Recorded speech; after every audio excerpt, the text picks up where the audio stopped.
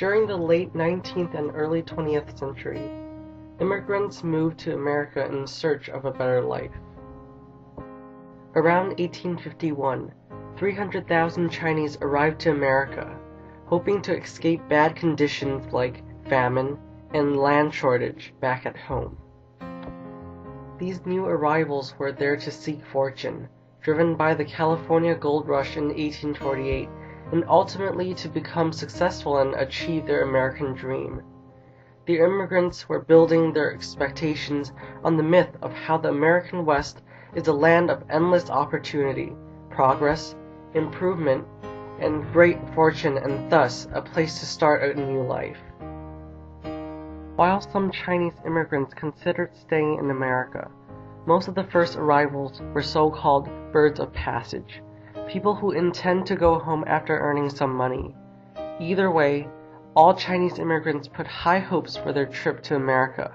However, the majority found it to be less than what they expected.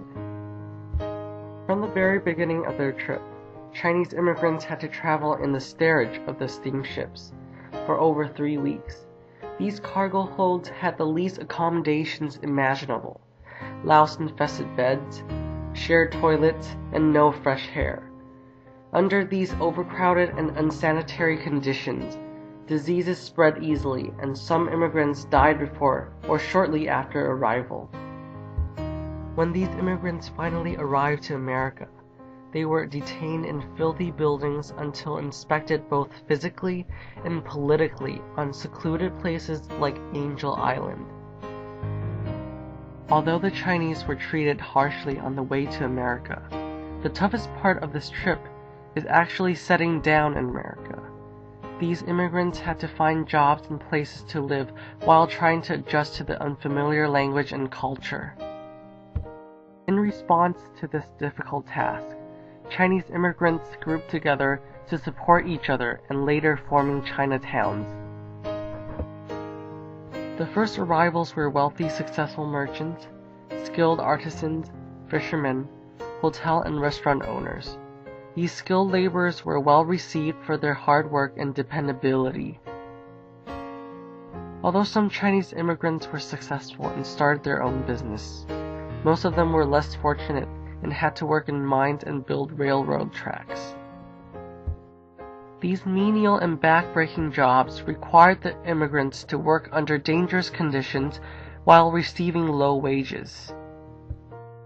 Rather than starting their own businesses in the land of endless opportunity, most of the Chinese immigrants were no more than a source of cheap labor and were not given the chance to become rich or successful, thus making the myth of the American West far from being realistic.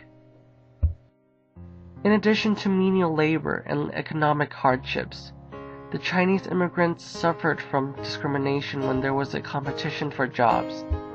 This started when a large group of coolies, unskilled workers who were willing to work for extremely low wages, came to America. Since hiring Chinese labor was much cheaper than Americans, the native-born couldn't find jobs, and resentment against Chinese began to build. When these feelings intensified, there were increased amounts of mob violence against Chinese immigrants.